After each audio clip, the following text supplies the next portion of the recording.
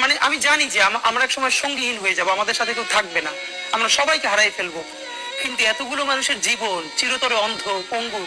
ইব্রাহিম আমি অনেকবার পড়ছি, ঢাকা বিশ্ববিদ্যালয়ের মসজিদ থেকে নামাজ পড়ে বেরোচ্ছে, টিআরটি ওয়ার্ল্ড একটা ছেলেকে ইন্টারভিউ করবে, জুলাই আহত।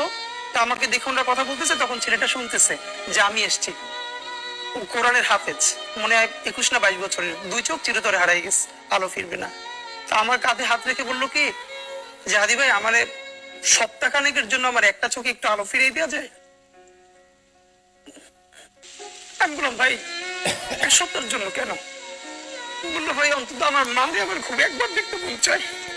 আমার মা আমার অনেক নিষেধ করছিল অন্তরে যেতে, আমি ফিরে আসার সময় মারে দেখি নাই। আমার একটা বার মন চায় আমার মারে দেখি। তো যারা হাজার হাজার কোটি টাকা পাচার করে বিদেশ চলে গেছে,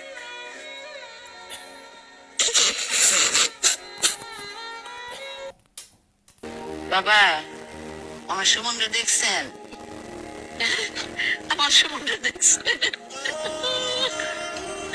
আমার সমুদ্র এনে দিবেন নি বাবা? আপনারা আমার সমুদ্র দিবেন নি আব্বা?